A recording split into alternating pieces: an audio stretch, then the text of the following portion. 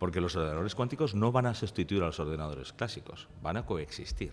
Vale. Entonces, la física que estamos utilizando es distinta. Tú me estás diciendo un transistor. No hay el equivalente a un transistor en cuántica todavía. El grado de avance en el que estamos ahora mismo de la computación cuántica, es parecido a la clásica en los 40. No tenemos memoria en los ordenadores cuánticos. No hay memoria. ¿Qué es lo que está sucediendo? Las empresas están descubriendo que sí consiguen ventaja utilizando un ordenador cuántico para una determinada tipología de problema. Funciona como un supercomputador de cálculo, ¿vale?, que va a complementar cosas que un ordenador clásico no puede hacer fácilmente. ¿Qué va a pasar con la cuántica? La cuántica es una tecnología que no tiene una aplicación directa a tu vida, tiene la posibilidad de acelerar cualquier cosa de la que estamos computando ahora mismo. Si tú ves el ordenador cuántico típico, en el fondo lo que es una nevera. ¿Por qué? Porque como estamos jugando con elementos que son prácticamente subatómicos, tenemos que llevarlo prácticamente a temperatura de cero absoluto, de 0 Kelvin, para que eso se quede quieto y puedas operar. Pero es el menor de nuestros problemas, las criptomonedas. Supongo que los que tienen criptomonedas se preocupan, pero para la sociedad, imagínate que está todo reventado, o sea, es todo en abierto. Todas las claves que tú estás manejando ahora mismo están basándose prácticamente en las mismas tecnologías. Se te abren las líneas de comunicaciones con los bancos, se te abre el disco duro, se te abre la información personal, se te abre la información que tienes de salud y las nuevas computaciones que están viniendo, que no solamente la computación cuántica la que está viniendo, hay computación biológica, computación óptica, son otros lanzamientos, otros experimentos que se están poniendo en marcha y que son interesantes igualmente, ¿no? Eso es lo que está sucediendo con la digitalización. Estamos viendo una concentración de poder económico bestial nunca vista antes en muy pocas manos, en las grandes compañías que están digitalizando nuestra vida. Y cuando tú lees, estás rompiendo el momento cuántico, entonces estropeas ese movimiento y lo capturas en un momento determinado. Vale. Y es por lo que dicen que puede ser 0 y 1. Efectivamente, no es un valor, no es un switch binario como teníamos en la computación clásica, sino que puedes tener cualquier valor representado en una esfera, por ejemplo, cualquier valor de la superficie de una esfera que puede ser positivo o negativo respecto al eje X y Y. Hoy estamos con Ulises Arranz. Estamos en el evento Plant Engineering Workshop grabando a los ponentes. Y vamos a hablar sobre computación cuántica. Él es un experto en computación cuántica y ha sido el keynote speaker de este evento. Vamos con ello. 1, 2, 3 y... Sintoniza el podcast, no te lo pierdas. Con Marcos y los Padawans, energía en las venas. Del hidrógeno verde al fracking en cuestión. Marcos lo analiza con pura pasión. Aunque el mundo se va a la mierda sin opción, en cada episodio hallamos solución. Marcos Rupert. Bienvenido, Ulises. Muchas gracias, Marcos, un placer. ¿Cómo estás? Muy bien, fenomenal. Un calorcito que hace por aquí. Eso es un calor guapo. Joder, un calor guapo. un calorcito, pero bien. Vamos a hablar de cuántica. Yo no tengo ni idea de lo que es la cuántica, en realidad, porque se oye por ahí lo que es la cuántica y Sí. qubit no sé qué, pero quiero que hagas una explicación, a ser posible, para tontos como yo, de qué es la cuántica. La computación cuántica, no la cuántica como la Vale, física. ¿cuánto tiempo tengo? 10 minutos. No, hombre, no te voy a fastidiar 10 minutos de tu vida. Pues mira, la cuántica es la aplicación de principios de física cuántica, ¿vale? Tomar ventaja de cosas que suceden a un nivel micro o nano para que trabajen para nosotros, para que hagan cálculos, para que hagan detecciones, para que nos ayuden a proteger entornos, comunicaciones, etcétera. Entonces, la aplicación de esos principios de física cuántica nos están permitiendo la construcción de ordenadores cuánticos, de sensores cuánticos, de líneas de comunicación securizadas con esa física cuántica que te estoy comentando. Entonces, los principios que estamos utilizando de la física cuántica, por ejemplo, para la computación, pues es el principio de superposición, que todo el mundo dice, no, que todo puede estar en 0 y 1 a la vez. No es correcto decirlo así, ¿no? Lo correcto es que tú tienes un elemento, que en este caso es un electrón, un fotón, que está moviéndose y que en un momento dado tú lees, ¿no? Y entonces, cuando tú lees, estás rompiendo el momento cuántico, entonces estropeas ese movimiento y lo capturas en un momento determinado. Vale. Y es por lo que dicen que puede ser 0 y 1. Efectivamente, no es un valor, no es un switch binario como teníamos en la computación clásica, sino que puedes tener cualquier valor representado en una esfera, por ejemplo, cualquier valor de la superficie de una esfera que puede ser positivo o negativo respecto al eje X y Y. Y entonces ya por fin sabemos para qué queremos los números complejos, porque tenemos raíces negativas. Bien, ya sabemos para qué estudiamos los complejos. Entonces, eso es uno de los principios. Otro principio, por ejemplo, es el entanglement, es el entrelazamiento. Tú puedes coger dos elementos y tú lo entrelazas. Hay una función que permite que esos elementos se entrelacen, que es la manera en la que tú puedes hacer crecer el número de qubits que están relacionados para calcular. Bueno, ese entrelazamiento, si tú coges uno de esos elementos entrelazados y lo llevas, me lo invento, a 100.000 kilómetros, cuando tú lees el elemento que tienes aquí, te has dejado y dices, esto va a ser un no sé qué, ese mismo valor aparece a 100.000 kilómetros. O sea, que para hacer dos sensores que se comunican los tendrías que fabricar juntos y luego separarlos. No, no exactamente es así. No es exactamente así. Lo que sí que tenemos es la capacidad de utilizar esos elementos cuánticos que son hipersensibles para medir cosas que ahora mismo medimos con elementos, si quieres, de otra física. ¿Vale? O, por ejemplo, para las comunicaciones, tú mandas un fotón utilizando una línea, pues no sé, de un cable de fibra, ¿vale? Y llega al otro cable y entonces tú recibes ese fotón y lo interpretas. ¿Es correcto o no es correcto? Esa comunicación está controlada por un fotón y lo que te permite es asegurar que no te están pinchando la línea o no te están interceptando. Si te están interceptando, tú lo detectas, porque han cambiado el estado. Es como cuando decía que cuando cierras o aplastas o lees un determinado elemento cuántico, tú lo sabes, lo detectas. Vale. Entonces, claro, yo me quedo con que hay una parte muy de mayor precisión, ¿no? Absoluta. En lo que, todo lo que es sensórica, podríamos quedarnos con que la cuántica es como, muy sensible. O sea, unos cuantos ceros de precisión y entonces permite cosas que hoy en día estarían en el ruido del sensor, ¿no? Absolutamente. Y por ejemplo, en un congreso yo creo que ya hace unos meses, vino un alemán muy simpático a contarnos que era capaz de detectar el patrón electromagnético de una molécula dentro de un cuerpo. El patrón electromagnético de la molécula dentro del cuerpo significa que estamos abriendo el mundo a lo que es la medicina personalizada, o que nos está permitiendo identificar con esa precisión, que es brutal, un elemento que es micro dentro de un cuerpo, ¿no? Imagínate, yo soy capaz de detectar un metal o soy capaz de detectar cualquier elemento que pasa dentro de lo que es el arco de sensibilidad de los elementos que yo dispongo y me están abriendo un abanico casi infinito de posibilidades, ¿no? Ya hay lo que os he comentado en el Congreso, ¿no? El cacharrito este que ya se ha subido a aviones y a barcos para sustituir al GPS, sin necesidad de el geoposicionamiento utilizando pues el campo magnético de la Tierra, ¿no? Se abren campos absolutamente distintos. O sea, al final todo es como, en la parte de sensórica, GPS y no sé qué, todo es como sensibilidad, ¿no? Absoluta sensibilidad. El parámetro. Claro, en la parte de computación... Sí, la parte de computación es un poco tricky, ¿sabes? Porque estamos construyendo los ordenadores cuánticos, todavía no sabemos, esto es como el beta y el VHS de hace muchos años, ¿te acuerdas? Había varias disciplinas o varias tecnologías que se estaban desarrollando y al final ganó la que menos pensábamos, ganó VHS. Pues aquí sucede lo mismo. En teoría era más mala. Era la peor, sí. Pues fíjate, aquí lo que está sucediendo es algo parecido. Estamos explorando en muchos entornos, estamos explorando con chips como los que tenemos en los ordenadores clásicos, pero creando los puentes para que funcione de manera cuántica. Estamos explorando elementos de vacío en átomos de diamante.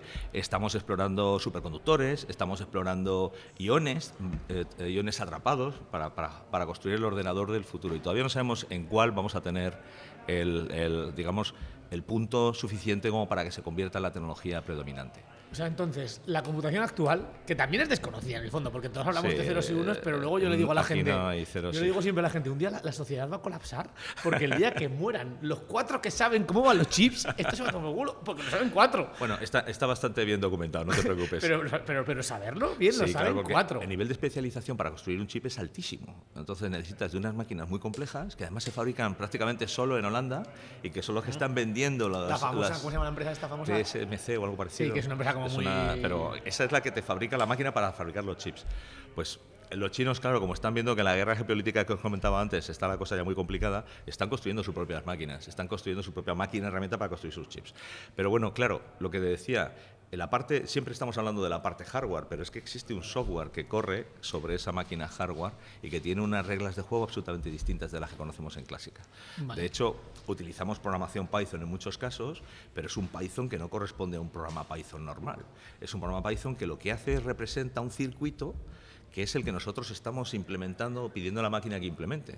Si tú vas, digamos, desde el qubit, que realmente se representa como una esfera, que es cualquier punto que une el centro con cualquier punto de la superficie, esos son los valores posibles que puede tomar. Compara eso con el bit, que es un switch, puedes tener 0 o 1, no hay más problemas.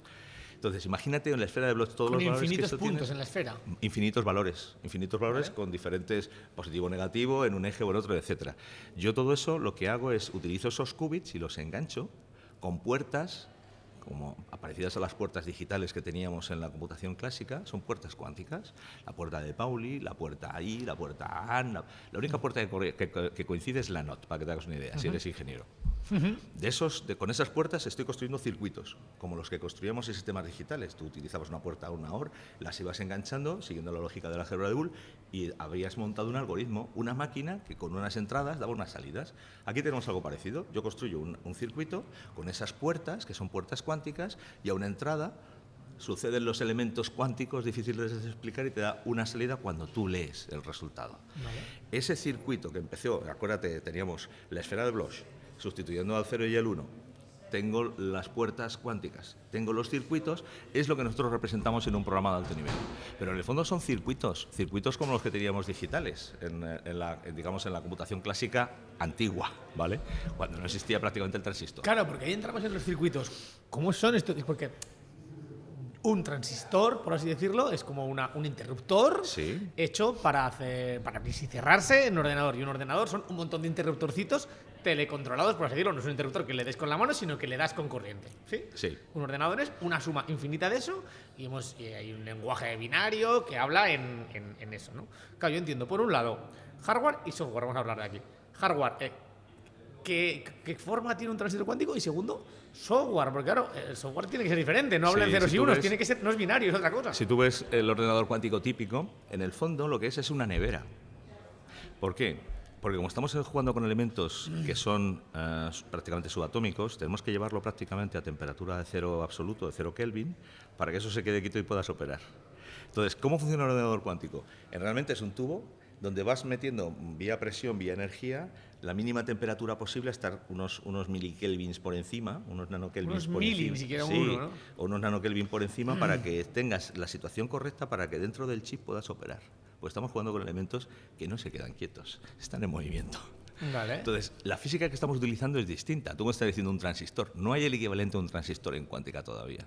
Y eso es uno de los problemas que tenemos para escalar, para hacer crecer, pero si no hay para un industrializar. transistor que tienen los ordenadores cuánticos. Bueno, son no nada. No, por dentro lo que tienen son unos elementos físicos, están utilizando unos elementos físicos para hacer las conexiones. Y para Los hacer, alambres, por ejemplo, como es una... Sí, son unos principios físicos específicos. Es que si nos ponemos a explicar eso nos morimos. Pero realmente lo que está haciendo es, vía prácticamente cable, le está dando una instrucción al qubit para que se enlace con otro, para que opere. Pero entonces sí como un transistor. Ese elemento no es un transistor. No, ojalá fuera un transistor, Pero no lo es. ese elemento que tú dices como un cable, que no lo explicamos, claro, parece como que el equivalente a un transistor. No, ya nos gustaría. El transistor tú lo puedes operar, lo puedes construir, lo puedes escalar, lo puedes... Aquí el problema que estamos teniendo en muchos casos con estos chips es que no somos capaces de meter más cables, no hay espacio para meter más cables. El grado de avance en el que estamos ahora mismo de la computación cuántica, es parecido a la clásica en los 40. Tú ves los ordenadores de los 40 donde ves cables por todos los lados que están enganchando físicamente los bits y la cantidad de operaciones que eras capaz de hacer con esas máquinas es muy parecido a lo que tenemos ahora mismo. Pero si hay un transistor entonces, lo que pasa un transistor No había transistor. Había válvulas. Válvulas. Pero bueno, había una válvula que es una que luego evolucionó a un transistor. Había Claro, algo. pero imagínate, había algo que tú llegabas con un cable y operabas. Entonces, tú lo que estabas haciendo era máquinas, realmente tú ves una máquina antigua y eran switches, eran interruptores que ibas subiendo y bajando para darle una instrucción, ¿vale? Y él operaba. Pues estamos en ese nivel de avance, porque yo le estoy dando instrucciones con cable a cada uno de los elementos que yo tengo subatómicos dentro, a los que tengo que mantener con mucho frío para que se queden quietecitos y yo pueda operarlos. Entonces, la barrera que tenemos ahora mismo es, primero, yo no puedo meter más cables, no me caben más cables, tenemos que buscar una tecnología alternativa. La segunda es, esto escalarlo es muy complicado, porque ya no tengo más espacio. Es muy difícil escalar el tamaño de los chips. Es decir, 1000 qubits. ¿Qué es lo que está sucediendo estamos explorando, como te decía, nuevas tecnologías, porque estamos trabajando con la de semiconductores, que es la que controlábamos perfectamente para desarrollar chips clásicos, y eso está llegando ya a un límite de funcionamiento. De hecho, muchos de los grandes constructores están yendo atrás en el tamaño de los chips para hacer chips, primero, más seguros, con más una grandes. tasa de error, una tasa de error más baja, y luego buscar forma de construir, de arquitecturar esos chips conectando unos con otros. Porque dentro de un chip no te cabe mucho más. ¿Cómo puedo conectar muchos chips y hacerlos trabajar en paralelo? Y ahí está el estado del arte, por ejemplo, de IBM, que está construyendo sistemas modulares. La última máquina que sacó IBM era 1143 qubits. Decía, 1143, la tasa de error era muy alta. ¿Qué es lo que está haciendo IBM en su estrategia? Está yendo atrás y está construyendo chips de 100 y pico qubits, pero con una tasa de error más baja, de manera que la precisión y la mejora de funcionamiento compense de sobra los qubits que no voy a utilizar. Claro, la gente que investiga o que trabajáis con qubits, si no sois IBM, ¿qué acceso tenéis a la tecnología? Porque claro, ¿cómo puedes investigar? ¿Qué muy, vale? es muy cara. Me refiero, Universidad de Sí, sí, Zaragoza sí, sí. o de Múnich, me da igual, Sí. ¿no? Quiere investigar sobre qubits. Tendrá que poder comprar algo para el laboratorio. Claro, ¿Cuánto vale y qué puede comprar? Depende de lo que te quieras comprar. No es, vamos a ver, hay muchísimos laboratorios, muchísimas universidades que están jugando con estas máquinas, claro, pero a una escala muy pequeña y no a una escala industrial. Ni pueden producirlo. De todas formas, la producción hoy por hoy de ordenadores cuánticos es prácticamente artesanal. O sea, cada ordenador cuántico tiene su nombre. No sé si me explico. Y tú, un ordenador cuántico de teóricamente el mismo tamaño, al ordenador 1 le falla el qubit 2 y el qubit 5, y al ordenador le falla el qubit 1 y el qubit 9. A ordenadores de igual tamaño, porque como no tienes una producción industrializada, y entonces dependes muy mucho de las condiciones del elemento, de las condiciones de perímetro. La sensibilidad es tan alta en estos elementos que cualquier agresión externa, cualquier, digamos, elemento que Sí, cambia hay el poca estado estandarización, hay externo, poca fiabilidad de los elementos, ¿no? te rompe el estado cuántico, ¿vale? De hecho, yo me acuerdo, había una anécdota cuando yo visité el centro de producción de Nueva York, de Estados, vamos, de IBM, que tienen en Yorkton Heights, que es el centro de investigación. Nos contaba la anécdota el tío que nos presentaba los cacharritos y tal, que la primera vez que invitaron a los periodistas a entrar, porque estos cacharros son muy sensibles, la primera vez que entró un periodista a tocar, entró y dijo, ¡oh, un ordenador cuántico, por fin! Le puso la mano encima y lo fastidió. Tuvieron que hacer la restauración. Con la propia electrostática de la claro, mano. porque lo tocó el cacharro. De hecho, nos decían, no pateéis, no deis golpes, no hagáis mucho ruido, no que te muevas con... Pues ya ha evolucionado desde los primeros ordenadores, evidentemente ya tienen más niveles de control, pero Lo que tienen es barreras para que cordones de súper terciopelo para que simples. no los toquen los pringados. Prácticamente. No, pero por ejemplo, lo que decía, muchas universidades están trabajando hoy a nivel piloto y hay inversiones y pueden acceder a dineros públicos de esos que os contaba que había un montón para construir o pilotar o proponer tecnologías alternativas. Por eso hay tantas líneas de trabajo paralelas y están investigando, oye, cómo van evolucionando, qué grado de precisión tiene, cuál es la tasa de error que están obteniendo los qubits que he desarrollado en iones atrapados, o en semiconductores, o en superconductores, o en NV, porque todavía no tenemos claro cuál es la tecnología que va a llegar al final como ganadora. De hecho, por ejemplo, hay una que es casi ciencia ficción, que es utilizar la partícula de Majorana. Majorana era un físico italiano que dijo que había una partícula que no existía en la naturaleza que podría funcionar prácticamente a temperatura ambiente. Esto solamente... Como qubit. Claro, podía operar de forma cuántica a una temperatura casi ambiente. De hecho, la única empresa que está trabajando en esta línea es Microsoft. Y va avanzando... ¿Esta partícula no existe o existe? No, tienes que crearla. Físicamente, matemáticamente, digamos, podría existir. Tienes que crear esa partícula y están trabajando, investigando. Si la partícula de Majorana se descubre, se desarrolla y se puede implementar industrialmente, probablemente sea uno de los ganadores de esta carrera sobre claro, es la que si búsqueda no, del hablamos siempre de temperaturas de 0 Kelvin en Claro, todos los casos. estamos hablando de temperaturas de tener bajísimas. ordenadores en tu casa... De momento no, nunca. pero ¿sabes lo que Sí, sé pasa? Si a tu abuela le dicen lo que es un móvil cuando ella era pequeña, hace 100 años, Sí, puede ser. alucinaría. Lo mismo nos va a pasar a nosotros. No sabemos dónde va a acabar esto. No sabemos si lo vamos a tener en el móvil o lo vamos a tener en casa o no lo vamos a tener en casa. Yo me acuerdo, había una anécdota muy graciosa. Watson, que fue uno de los primeros presidentes de IBM, ¿vale? Le fueron a preguntar, me parece, que cuántos ordenadores creía que iba a haber en el futuro y tal. Y decía que muy poquitos. 20 o 30. Mira dónde andamos, ¿no? Te quiero decir que es muy difícil hacer la predicción del futuro. Y con estas tecnologías que van evolucionando y abriendo tantas puertas cada día, es muy probable que no nos imaginemos ahora mismo los usos que vamos a tener de ellas en 20 escalón años. De repente, un invento que tiene un escalón muy bestia. Va a haber un susto. Y entonces veremos y descubriremos que esta tecnología la podemos utilizar para no sé qué y algo que no se nos ocurriría ahora mismo, dentro de 20 años, será una realidad. Entonces es muy difícil pensar. ¿Puede haber ordenadores cuánticos en casa mañana? Pues a lo mejor. No lo sé, harán falta, es otra historia, porque los ordenadores cuánticos no van a sustituir a los ordenadores clásicos, van a coexistir. Porque tienen funciones diferentes. Claro, o el ordenador cuántico tal como lo tenemos conceptualizado ahora mismo funciona como un supercomputador de cálculo, ¿vale? Que va a complementar cosas que un ordenador clásico no puede hacer fácilmente. No te creas que el ordenador cuántico va a echar a la basura todos los clásicos y lo va a sustituir. Con la tecnología actual y lo que estamos visualizando, no. Va a funcionar a corto plazo como un supercalculador, para determinadas funciones. Cuando desarrollemos tecnología de memoria cuántica que pueda albergar la información y mantener estados intermedios, daremos un salto cualitativo en lo que es la evolución de la computación cuántica y podremos absorber probablemente algunas funciones de las que hoy hacemos con un ordenador clásico. No tenemos memoria en los ordenadores cuánticos, no hay memoria. Porque no se desarrolla. ¿Por qué no mantienes el estado? Entonces tú tienes una memoria normal, por así decirlo, y con esa trabajas traduciendo Claro. la cuántica. Entonces, ¿qué es lo que sucede? Tú tienes un ordenador clásico que hace sus cálculos y en un momento dices, este cálculo es muy complejo. Pues esto se conecta todo vía API, ya existen las arquitecturas clásicas, hemos adaptado la interface con ordenador clásico Sí, y pues eso cuántico. tendría que ser a mano. O sea, Claro, vía API. Entonces, le hemos construido una arquitectura que lo que te permite es vía API, haces una invocación, le pasas los datos, esos datos entran dentro de lo que es el código del programa que tú vas a ejecutar. Ese programa en el fondo es un circuito basado en puertas cuánticas, como te decía antes. Eso se despliega en un ordenador, se ejecuta, recoges el resultado y se lo pasas al ordenador clásico. Entonces, esa recogida algunas veces puede producir ruido y lo que sucede muchas veces es que en el proceso de ejecución, ejecútame este algoritmo 1000 veces. Es tan rápido, 1000 veces. ¿Para qué? Para asegurar que el resultado, como el resultado es estadístico, yo hago la estadística de la estadística. Le dices 2 más 2, tu ordenador clásico siempre será 4. 2 más 2, 4, 4, 4. Tú le dices a un cuántico 2 más 2 y puede decir 3,5, 2, 5, 4, 4, 7, 4, 8, 5, 4. Estadísticamente dirá 4. Entonces tienes que hacer un proceso y un análisis de ese proceso. No lo hace el cuántico, lo haces tú. ya. Al cuántico le pides 1000 veces la ejecución, recibes la ejecución, haces el resultado de la estadística y devuelves el resultado. Entonces, el comportamiento de un ordenador cuántico y un ordenador clásico se parecen.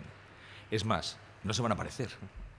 Pero tienes que entender cuál es la diferencia para sacar ventaja de ello. Claro, yo me imagino un mundo en el que igual que nuestro ordenador de casa o portátil Sí. o tal, tiene diferentes partes, tiene un disco duro, tiene un ordenador, Sí. tiene una RAM, tiene una tarjeta gráfica, Claro. podría tener ese mismo ordenador clásico una tarjeta cuántica que hiciera funcionalidades las que complementan bien. Sí, igual pero, que un- pero como la tecnología que estamos viendo todavía en cuántica es tan compleja de Me mantener, refiero en un futuro. claro, ahora mismo lo que tenemos son CPDs o centros de proceso de datos donde tú tienes un ordenador que está preparado, es cuántico, con las condiciones de perímetro, temperatura, energía, etcétera, que tú necesitas. Vamos a imaginarnos cómo es, o sea, unidad mínima, algo que sea para humanos. Entiendo que hay ordenadores de como un edificio o lo que sea, ¿no? Pero No te creas que son tan grandes, ¿eh?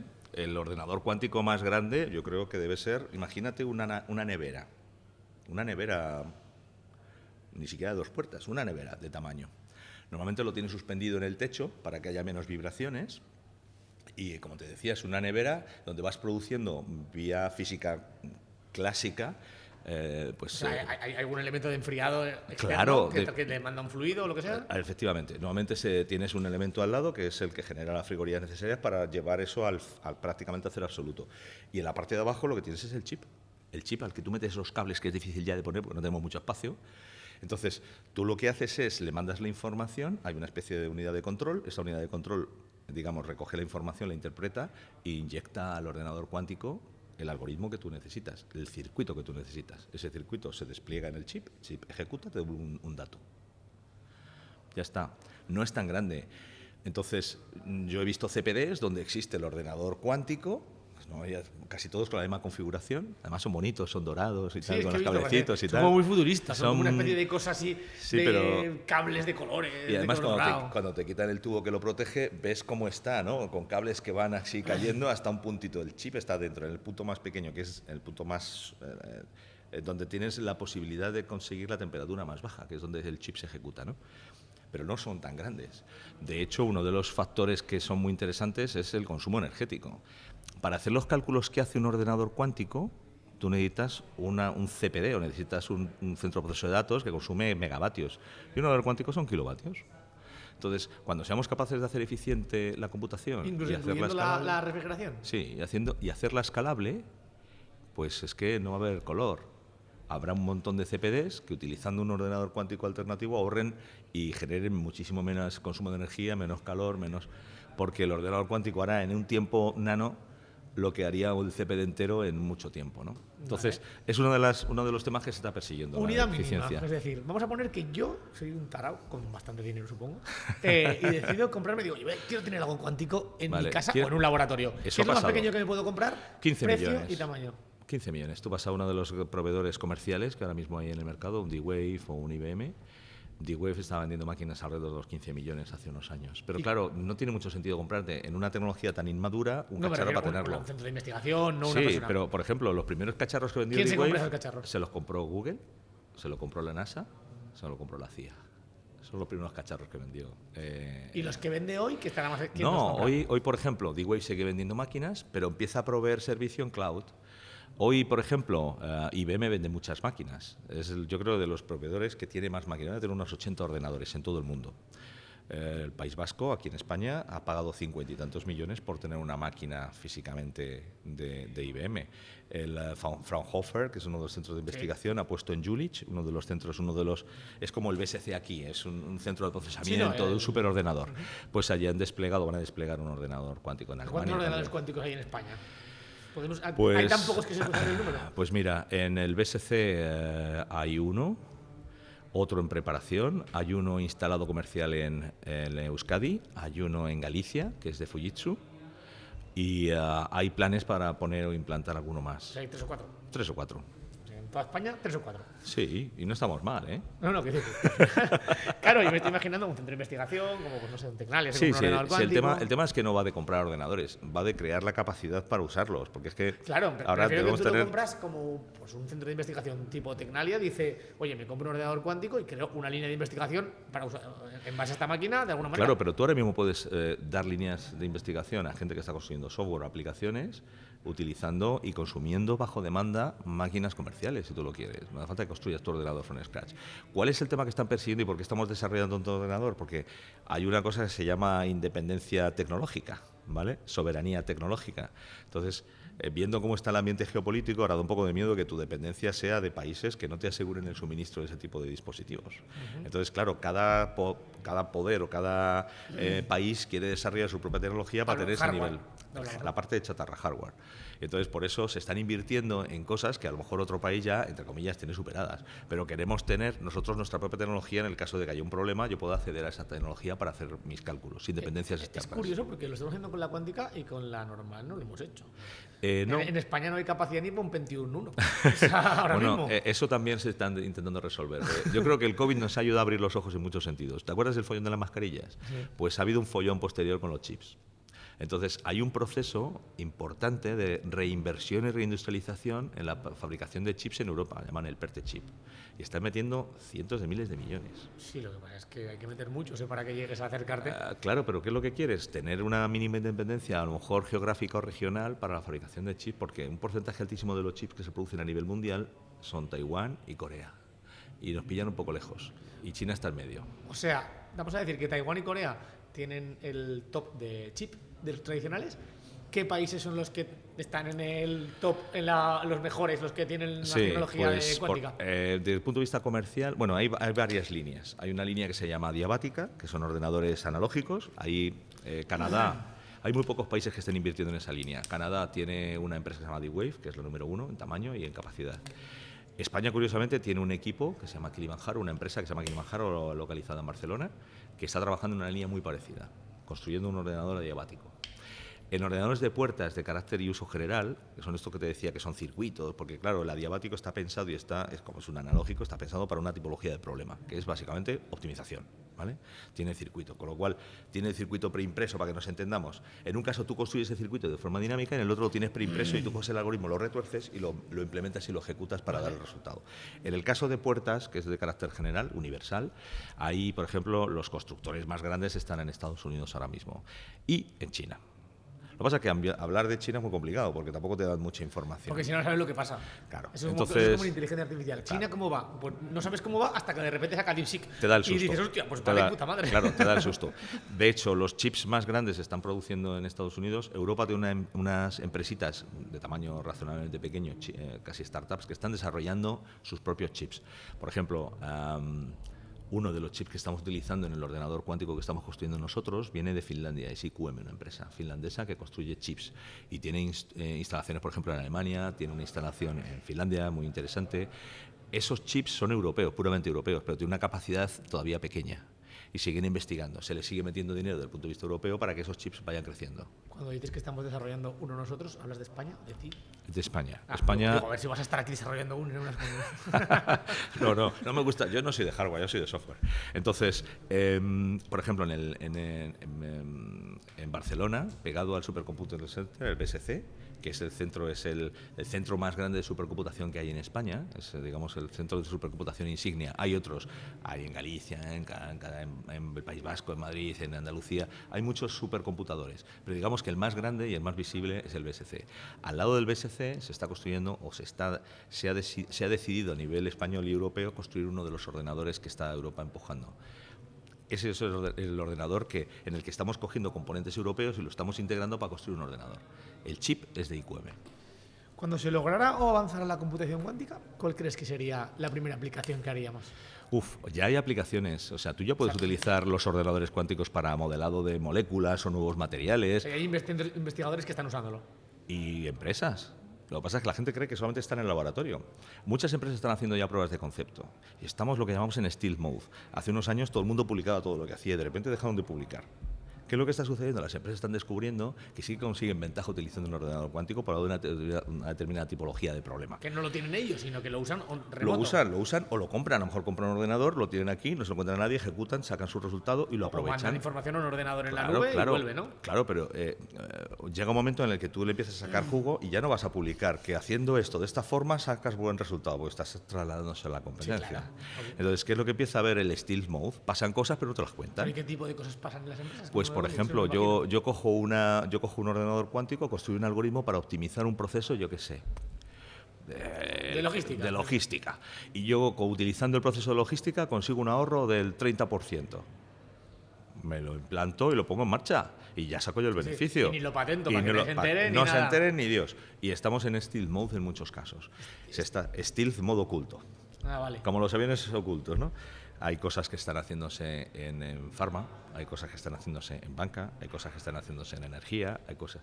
Y esas cosas se saben porque a veces se publican papers, se explican, pero luego ya no hay tanto bullicio por las empresas diciendo estamos haciendo, lo hacen y listo. Es que a mí me hace mucha gracia siempre. Yo he tenido varias empresas de diseño y de innovación, pero no sí. de software, de cosas físicas, de tubos, de lo que va este evento más, ¿no? Y la gente piensa que las patentes, que los papers... Ya está, te protege, ¿no? Sí, no, lo importante de verdad, por supuesto, en un paper, es que un paper no protege de nada, un paper es regalar tu información. Es regalar información. Es en comunidad. Pero una patente... en principio te protege 25 años, pero lo que de verdad no quieres que te copien no se lo cuentas a nadie. Y lo punto. haces, lo pones en marcha y lo haces. Lo haces y no lo cuentas a nadie y procuras que lo sepan pocos empleados. Eso es. Pues esto es lo que está sucediendo ya con alguno de estos casos, alguna de estas casuísticas. Tú ya empiezas a ponerlos en marcha, las haces funcionar y las incluyes o las empotras en tus procesos de negocio clásicos. Y ya está. Entonces, ¿qué se está haciendo? Pues de todo. ¿Cuál es el problema que tenemos con los ordenadores comerciales? Porque tú en el fondo tienes que construir algo que puedas escalar. No puedes estar en un laboratorio y no puedes mantener tu propio hardware, dependes de un tercero. O sea, una empresa que saca beneficio haciendo una aplicación es muy difícil que sea la misma que construye el hardware, salvo muy pocas excepciones, ¿no? Entonces dependes de un tercero para ese hardware y la evolución de ese hardware. Esto es como los ordenadores normales. Claro, es lo los mismo. que hacen ordenadores sacan beneficio, no, sacan el resto. Eso es. Entonces, ¿cuál es el tema? Tú te estás concentrando en una tipología de problemas, ¿sabes? Cuando a vez que evoluciona el hardware, pues tienes que actualizar tus algoritmos y mantienes tus equipos. Muchísimas empresas ya tienen equipos de quantum trabajando y haciendo pruebas de concepto, desarrollando casuísticas que pueden ser interesantes, como decía en mi keynote, para ver si funcionan o no funcionan. ¿Funciona? Sí.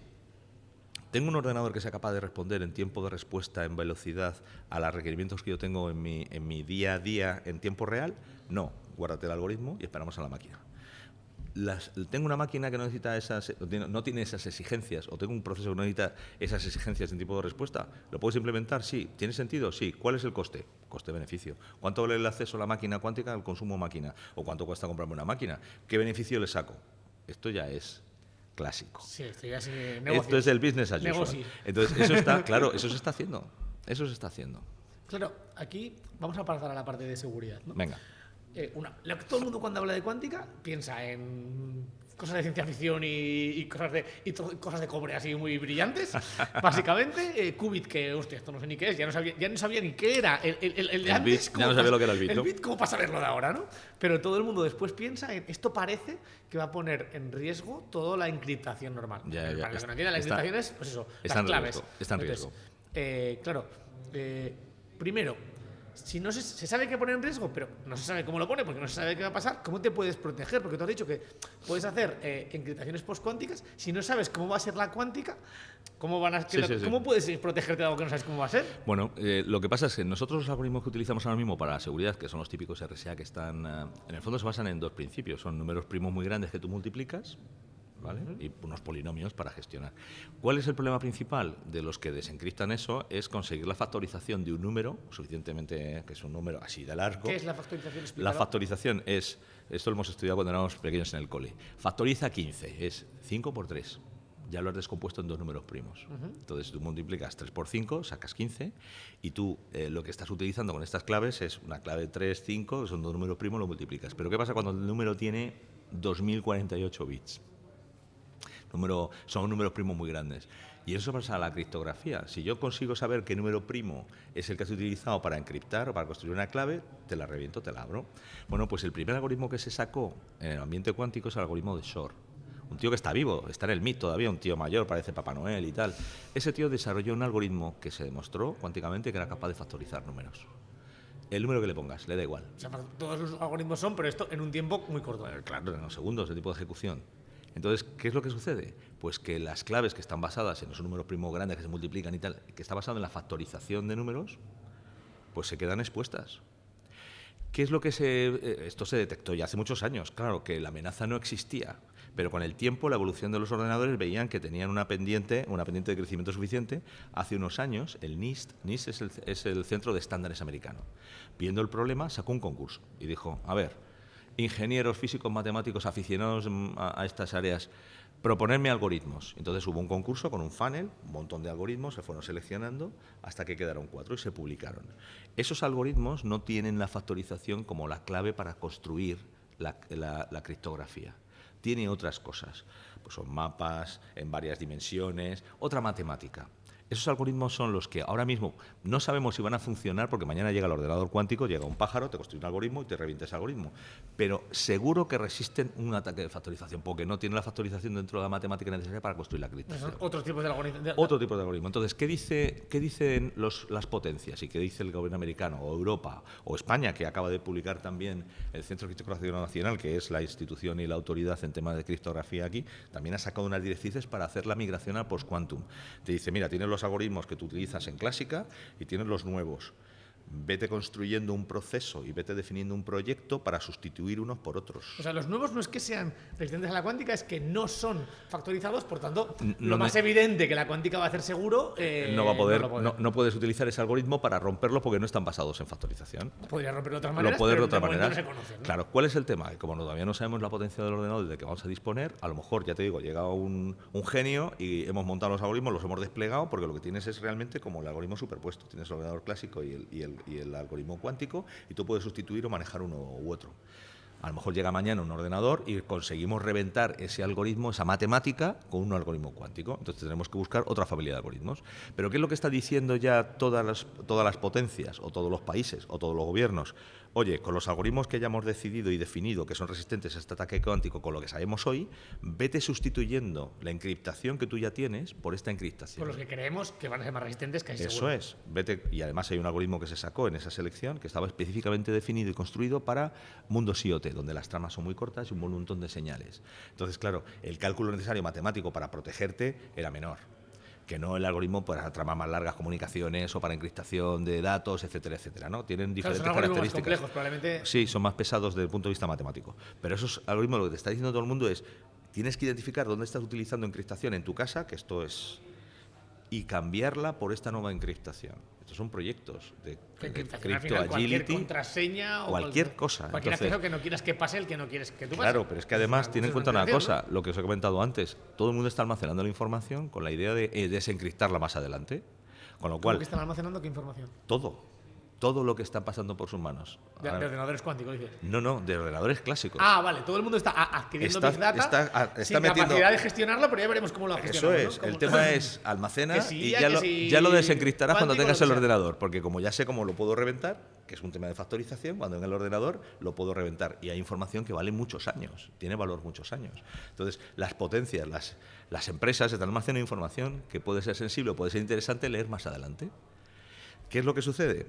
Con el tiempo que yo tengo, esta es la ecuación de Mosca que os contaba, el teorema de Mosca, con el tiempo que yo tengo para sustituir un algoritmo por otro, que lleva años, con el tiempo que vive la información que tengo que encriptar y desencriptar, Que vives que tiene relevancia para que la tiene sociedad, ¿no? relevancia, estamos en riesgo.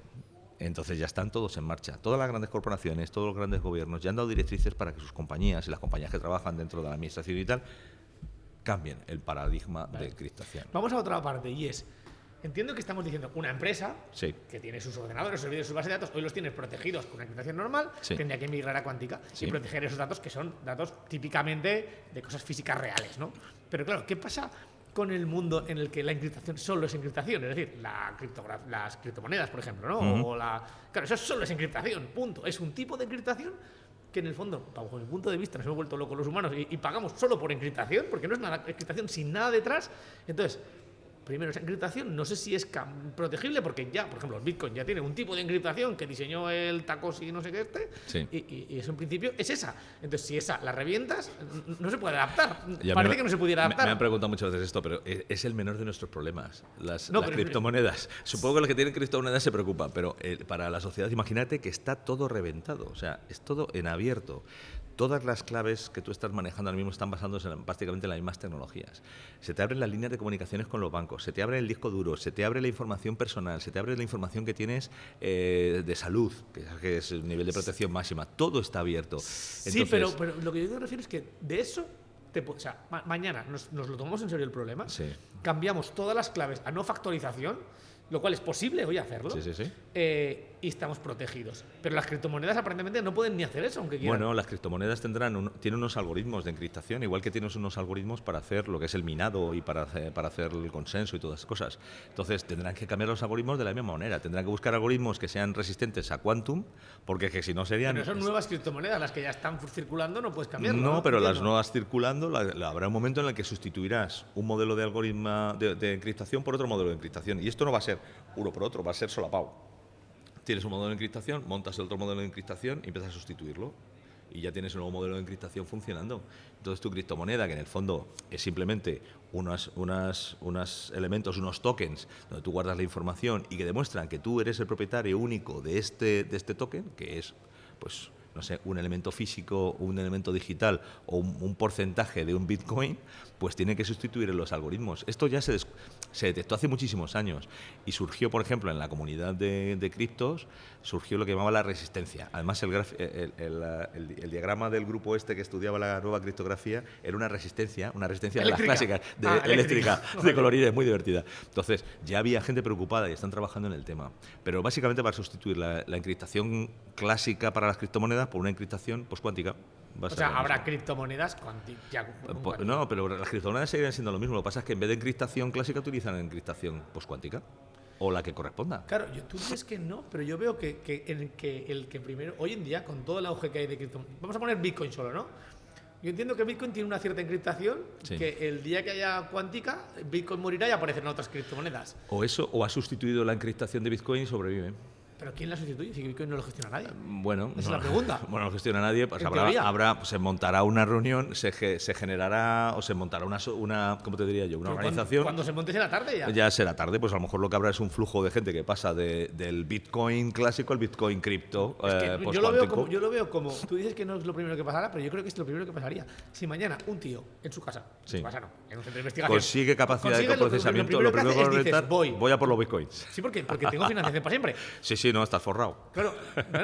Puede suceder. Porque lo primero que hago es que hago lo primero. Lo primero es, tengo un poder que es lo fácil de ejecutar. Quedarme todos los bitcoins. Y Sí, antes sí. de que caigan a cero, cambiarlos.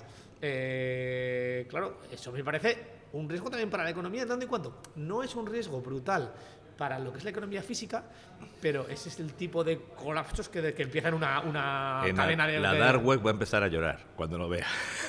La dark web, que es donde se mueven las monedas, las Claro. cripto y para lo que se utiliza, porque tú para ir a comprar pan con una cripto, pero si vas a comprar un sicario necesitas criptos. Sí, pero eso no le veo problema. Entonces, cuando podrían aparecer, después de eso, aparecerán monedas, o sea, en la operativa, Sí, sí. pues aparecerán monedas nuevas que. Bueno, nuevas tengan criptos eso, que y ya sustituirán está. a- Pero el cambio puede ser un crack financiero bestial. Sí, si haces depender tus finanzas de una criptomoneda en riesgo. Bueno, es que es la tendencia que está Bueno, pasando. algunos países, ya sabes que hay algunos países Incluido que se han Estados metido. Unidos parece que está empezando. Bueno, pero esto algo. yo creo, esto ya es oportunista, ¿eh? Sí, Yo creo que es puede un ser. tema político. Pero yo creo que los países, entre comillas, serios, entre comillas, y no quiero decir que Estados Unidos no lo sea, los países Bueno, que están dilo, no lo funcionando, no lo es. Los países serios están definiendo sus propias monedas digitales. No están yendo a monedas que son puramente especulativas. Una criptomoneda tal como la decimos ahora mismo, y Bitcoin la primera, es puramente especulativa. Es que yo opino lo mismo. Yo opino lo mismo, pero sí que ese tema. Mercado Pero especulativo. la gente lo que dicen la gente, digamos, muy pro criptomonedas, es que es independizarte de los bancos centrales y de su inflación generada por las monedas fiat. Sí, sí, sí, sí. Eso es lo que dicen. Lo que dicen es quiero ser mi propio banco central. Eso es.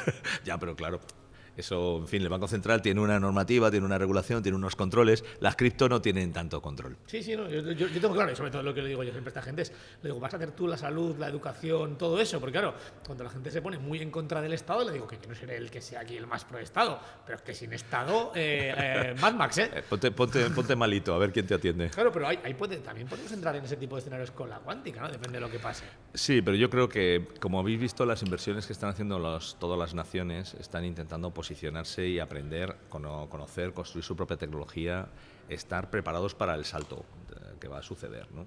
Entonces yo creo que luego habrá un cierto nivel de orden y control.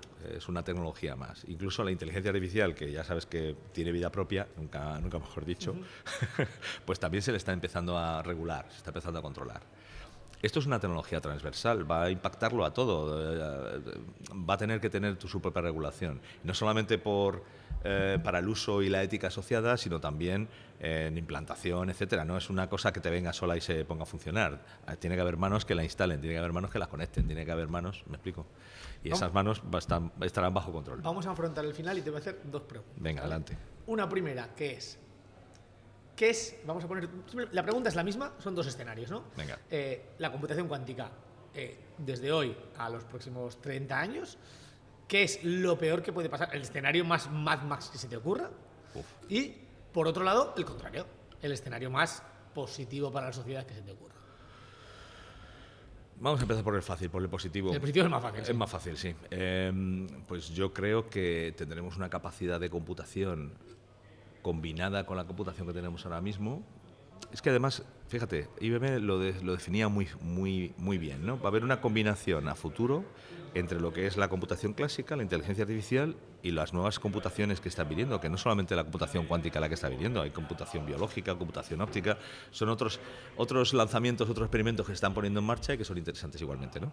Pero la combinación de las tres hará que tengamos acceso a mucha más potencia de cálculo, a cosas que ahora mismo no somos capaces de calcular. Y eso tendrá impacto desde el punto de vista comercial, desde el punto de vista para los ciudadanos. Habrá distintas ¿Un ciudadano cosas. qué dirá? Un ciudadano va a tener más vacaciones, me temo.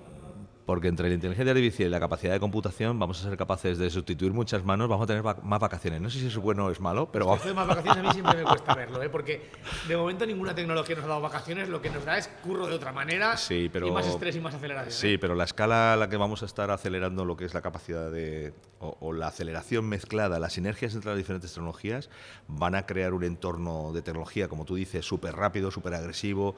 Habrá gente que se haga muy rica, habrá gente que pierda Claro, el es tren. que- Las empresas no están pensando en la gente, pero los gobiernos tienen la obligación de pensar en los ciudadanos.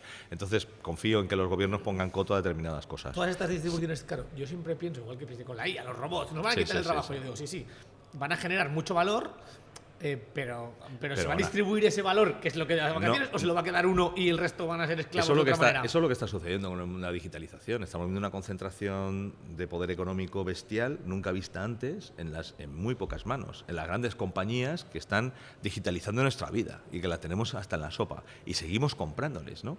Entonces, yo lo que temo es que haya, en el peor escenario, una hiper concentración de ese poder en aquellas compañías o en aquellos estados que sean capaces de tomar toda la ventaja, porque además aquí los que ganen se llevarán la mayoría del premio.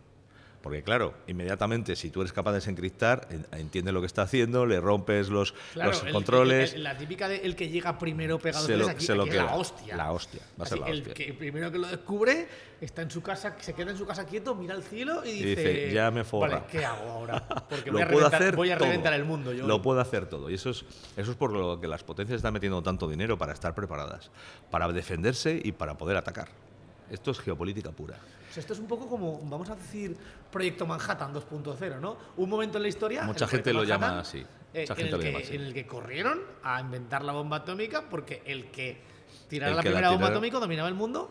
Y hasta aquí puedo leer, Estados Unidos es el dueño del mundo. La gente dice muchas tonterías. Sí. Estados Unidos es el dueño del mundo porque inventó la bomba atómica.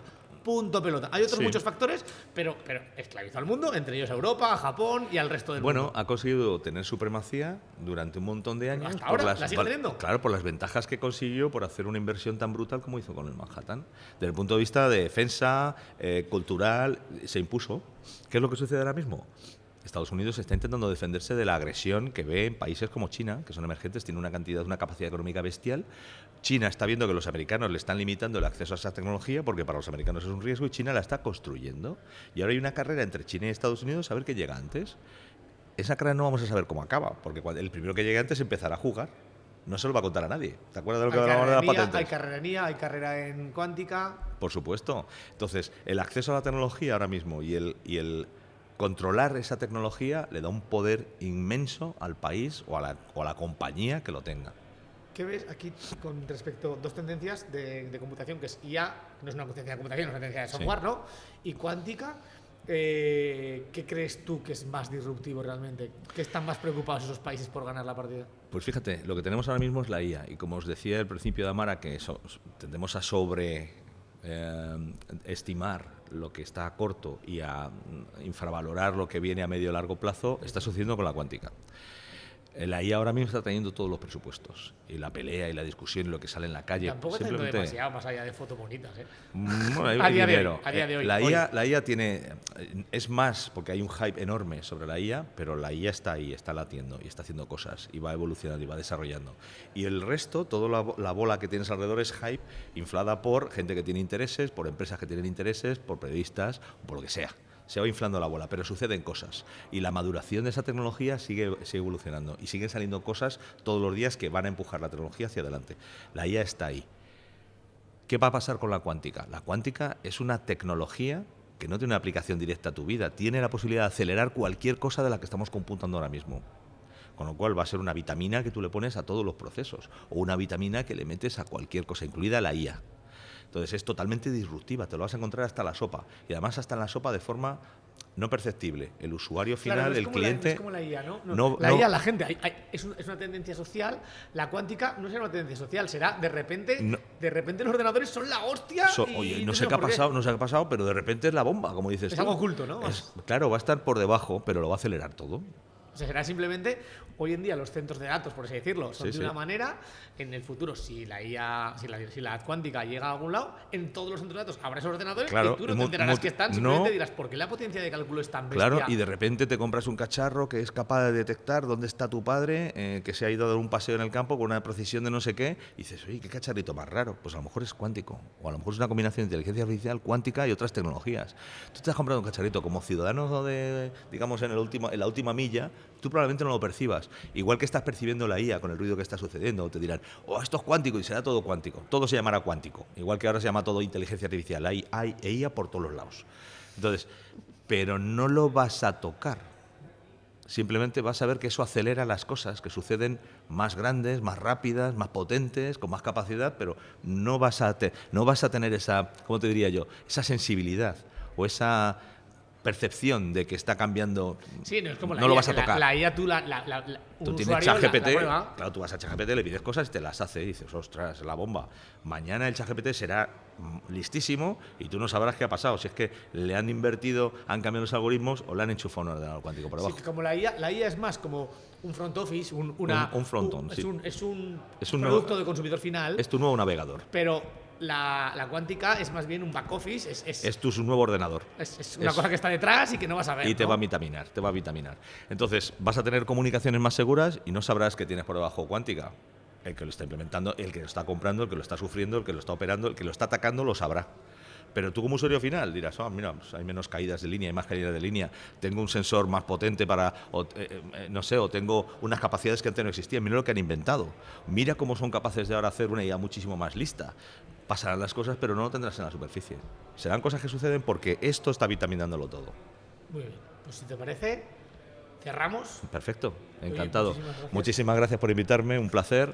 Y nada, espero haberte aclarado algo, no haberte creado muchos más, Me ha gustado dudas. porque es poco mi mundo y bueno, me sirve.